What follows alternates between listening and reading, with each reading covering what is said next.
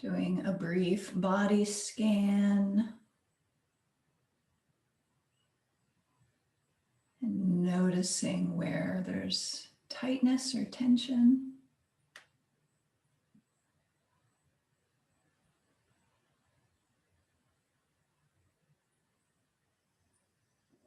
And allowing it to release on the exhalation.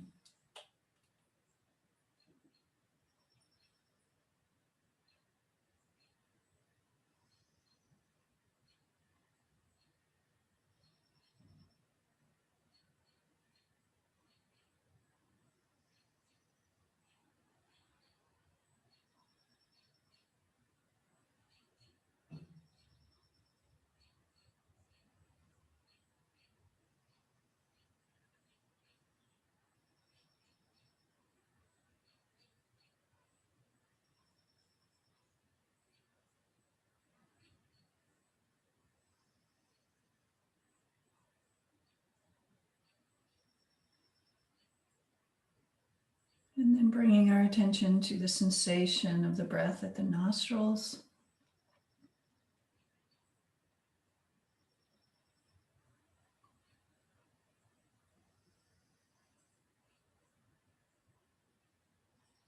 And holding our attention there.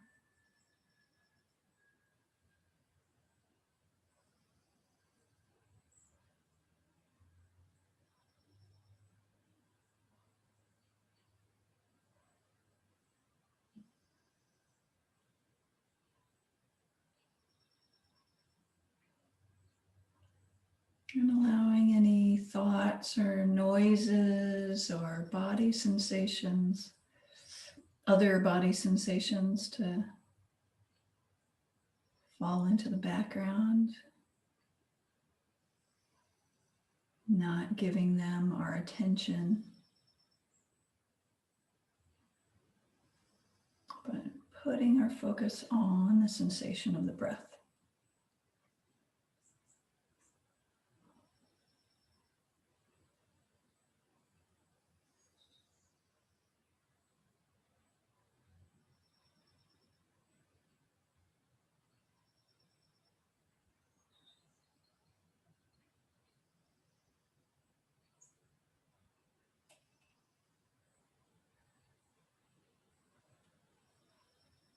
So our attention here is once again on our body consciousness.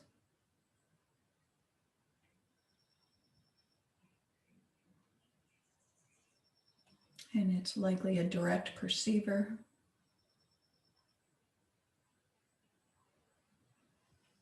Just perceiving the bare data of the sensation of the breath.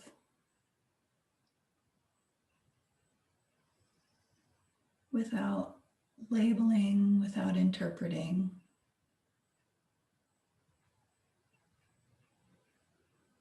Without judging.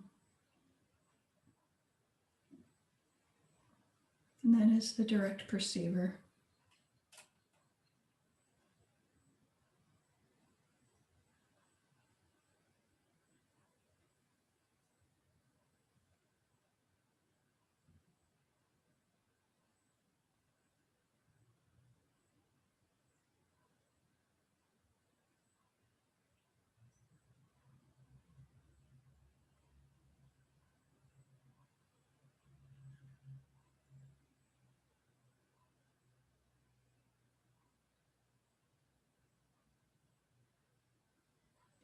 And when we do this, when we're able to keep our focus on the sensation of the breath, then our eye consciousness, ear consciousness, nose and tongue consciousnesses are all inattentive perceivers. Right? We're not paying attention to the sights, sounds, odors, tastes. So those 4 sense consciousnesses are awarenesses to which an object appears but is not ascertained.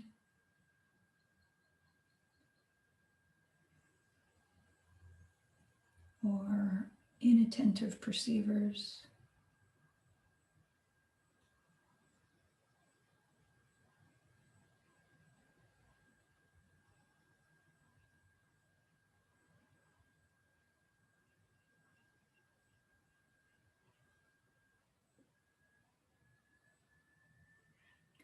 And those inattentive perceivers are also direct perceivers.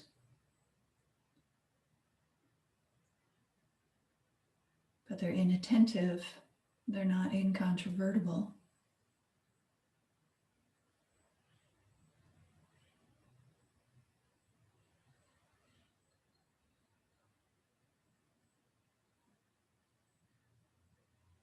Whereas when we're really focused on the breath,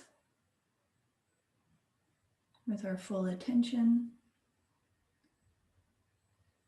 then that body consciousness is a direct perceiver that is incontrovertible.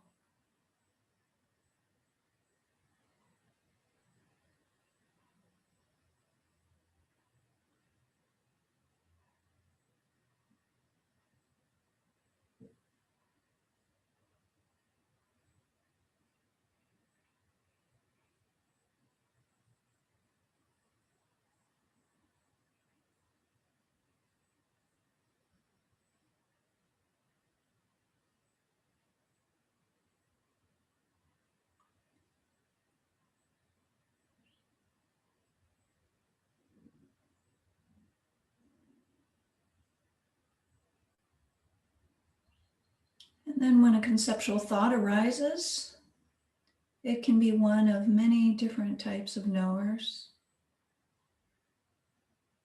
If it's a thought, just labeling inhalation, labeling exhalation.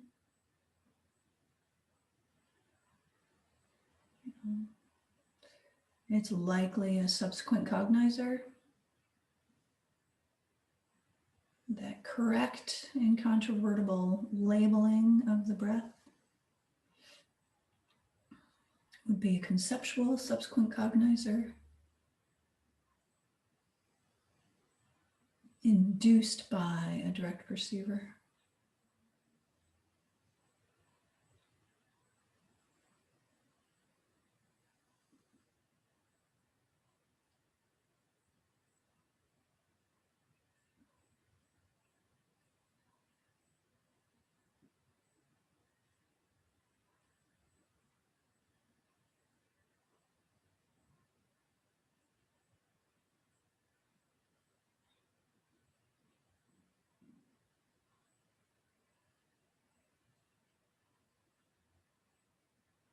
Or we may have a thought that is a correctly assuming consciousness.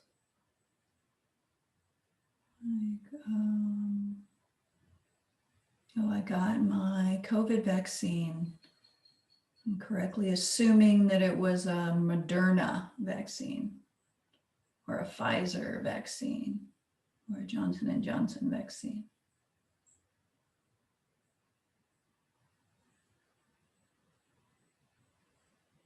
It's not incontrovertible. Our knowledge is not incontrovertible. Likely, possibly.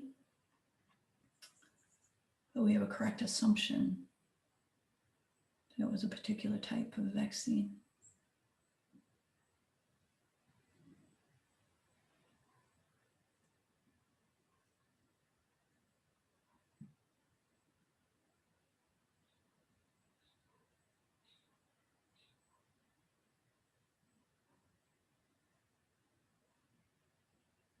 Or the thought, oh, there are 7 ways of knowing, 7 types of knowers. Or the thought, a direct perceiver is non-conceptual.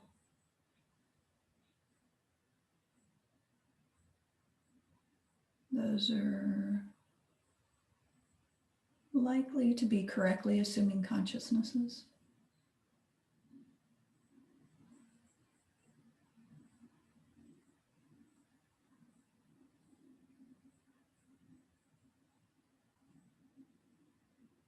Enlightenment is possible. Probably also a correctly assuming consciousness.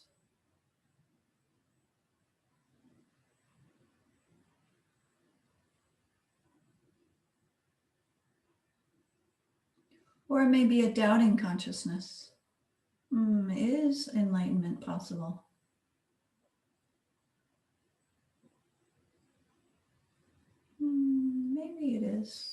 it's not. If it's leaning toward, yeah, I think probably enlightenment is possible. I'm not sure, but I think it probably.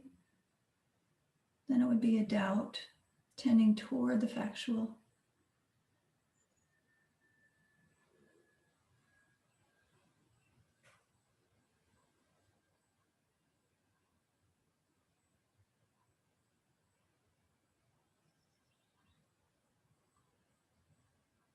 Or if it's a thought, enlightenment, it might be possible, but I doubt it.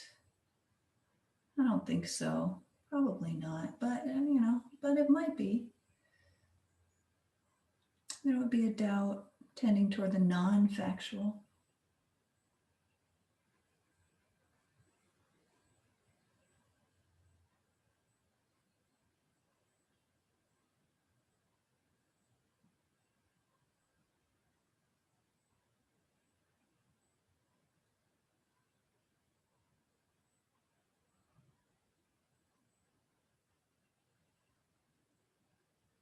Or it might be, well, enlightenment might be possible, or maybe not. I'm not sure, but I'm not leaning in either direction. Then it would be equal doubt.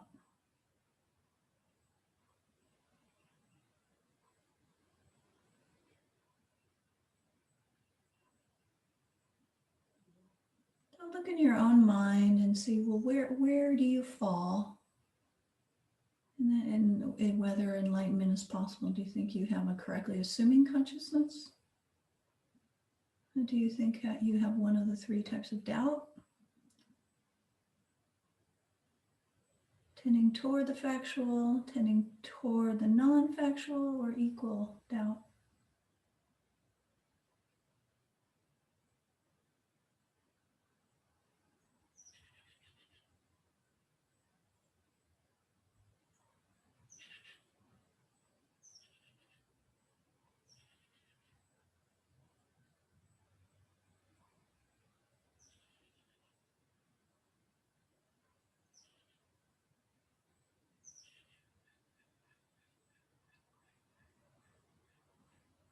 Or do you have a mind thinking, oh no, enlightenment, that's definitely not possible.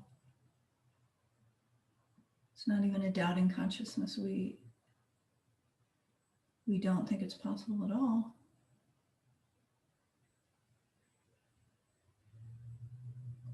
And in Buddhism, we would consider that a wrong consciousness.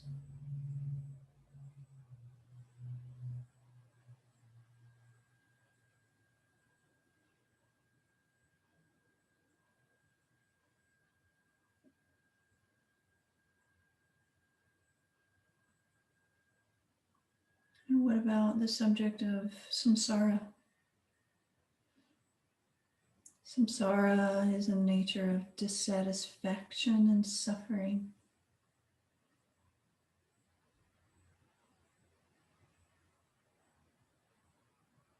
Do we have a correctly assuming consciousness about that? Do we have one of the three types of doubt about the nature of samsara being dissatisfying and suffering?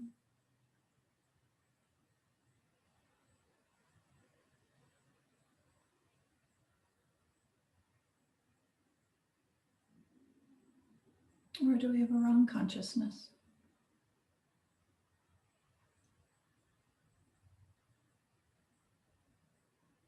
Thinking, oh no, samsara is great.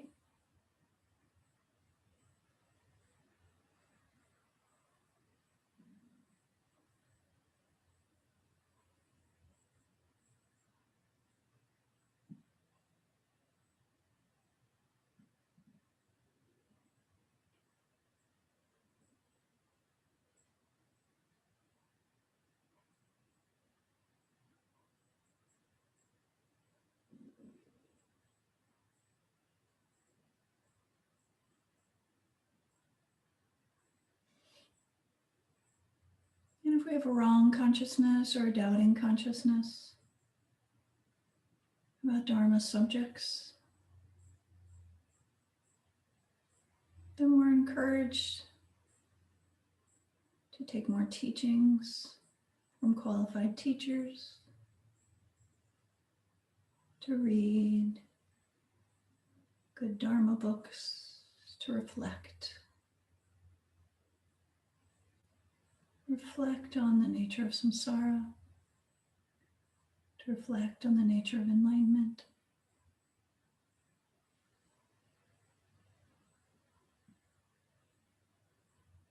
To reflect on the other Dharma topics, to gradually move our minds from wrong consciousnesses gradually to doubting consciousnesses and to correctly assuming consciousnesses. And then inferential cognizers or inferential realizations.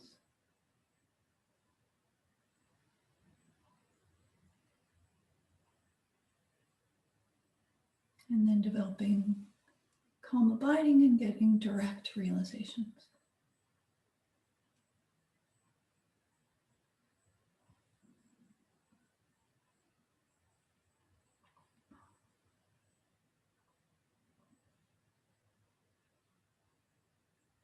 So this is the path to enlightenment, the path to freedom from suffering, the path to freedom from samsara,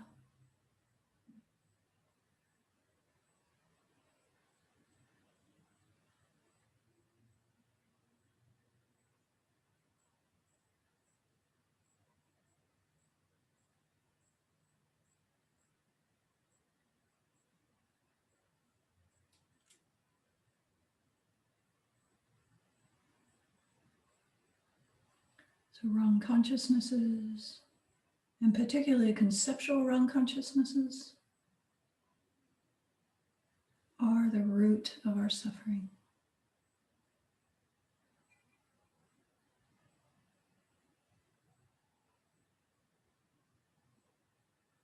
The root of our samsara.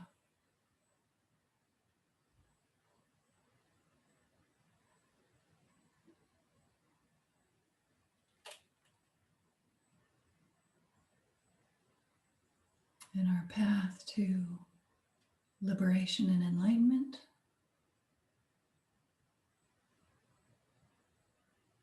our path to lasting, stable wellness and happiness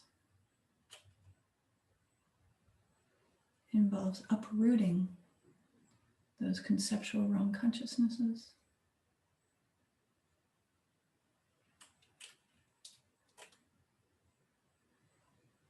And the four main types of conceptual wrong consciousnesses are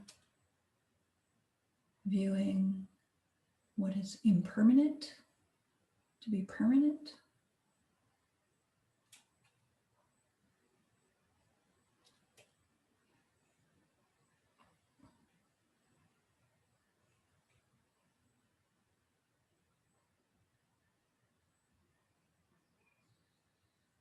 such as considering the people in our lives to be the same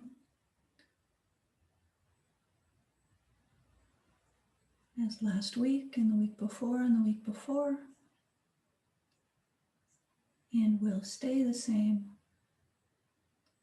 from here on out. That would be a view of the impermanent to be permanent.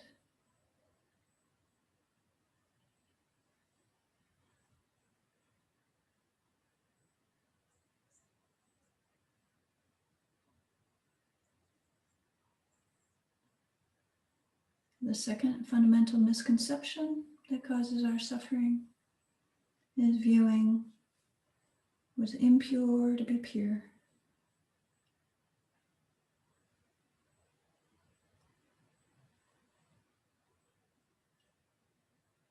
So the classic example is viewing, our objects of attachment, especially the people, their bodies, viewing them to be pure when they are actually impure.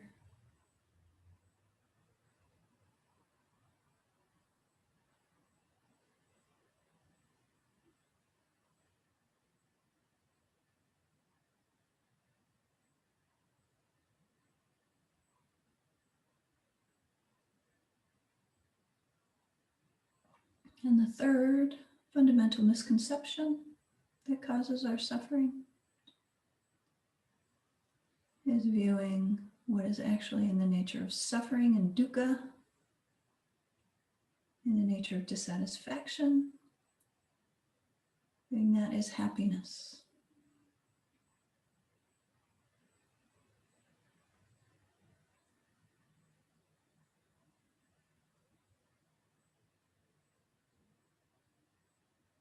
So, for example, viewing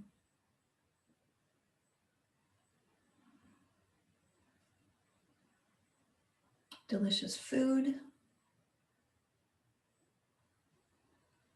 as happiness,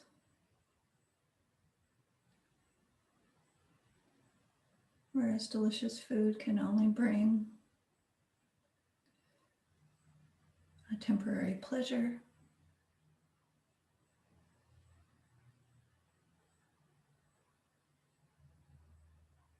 But cannot bring any lasting satisfaction.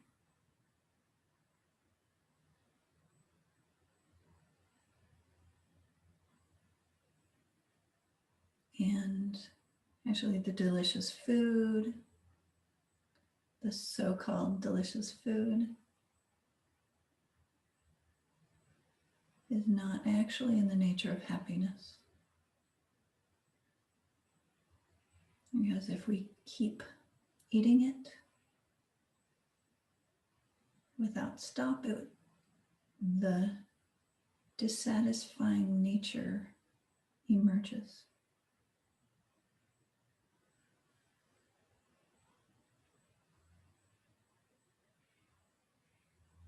And delicious food is only a temporary relief from a previous discomfort. Perhaps the discomfort of hunger, or the discomfort of boredom.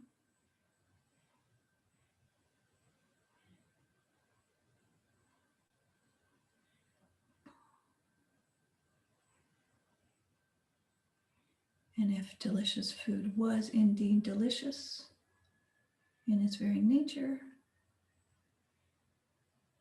if it was happiness in its very nature, the more we ate it, the more happiness we would experience and the more pleasure.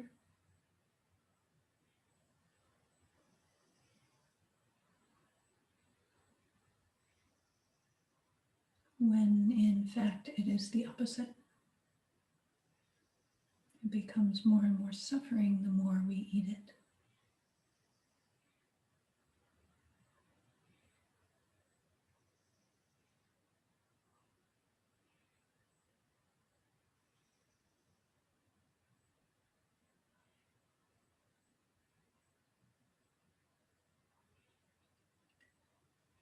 And then the fourth fundamental misconception that causes our suffering and the actual root of cyclic existence and all of our suffering is the fundamental ignorance, viewing that which has no self to have a self.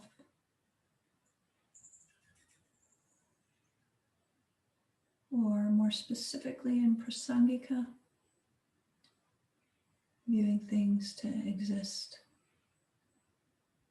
Persons and things, persons and phenomena to exist inherently, independently,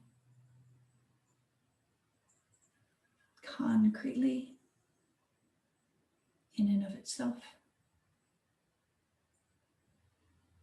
from its own side.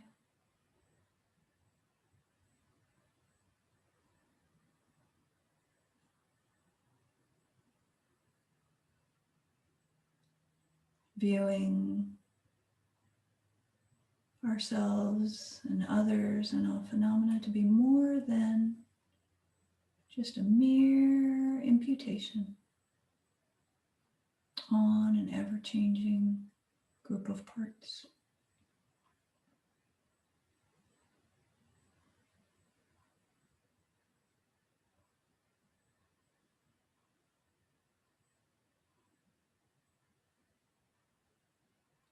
And on the basis of that fundamental misconception, all of the mental afflictions arise, which all have some element of exaggeration or distortion.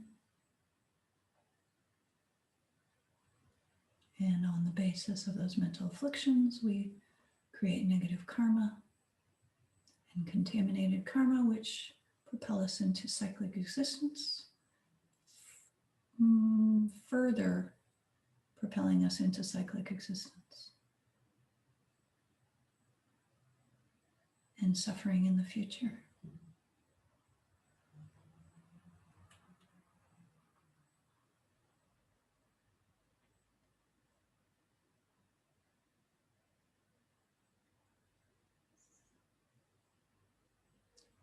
So those 4 fundamental misconceptions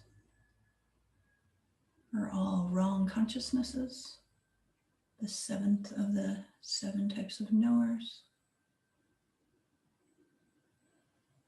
They're all conceptual wrong consciousnesses.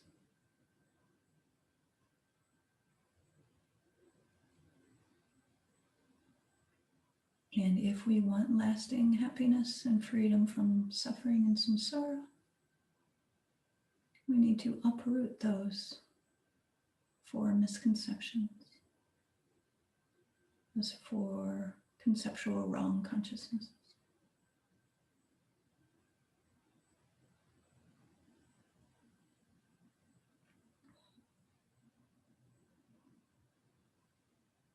And we do so by listening to teachings and reading books, Dharma books, reflecting on them and meditating on them.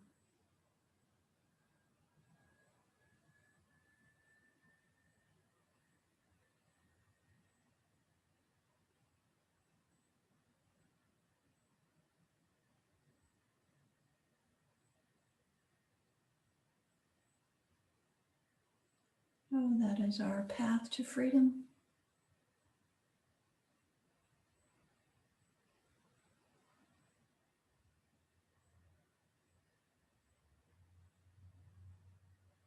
Our path to everlasting happiness.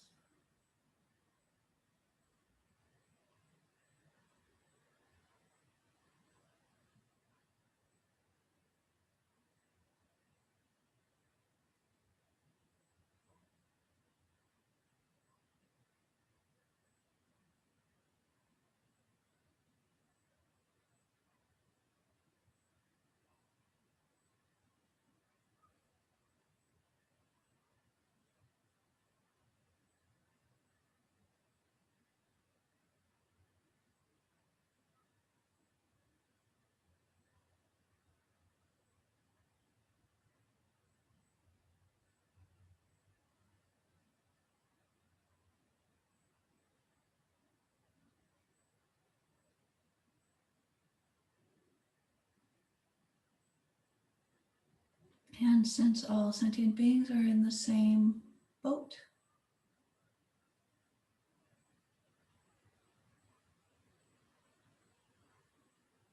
they are our brothers and sisters, parents and children.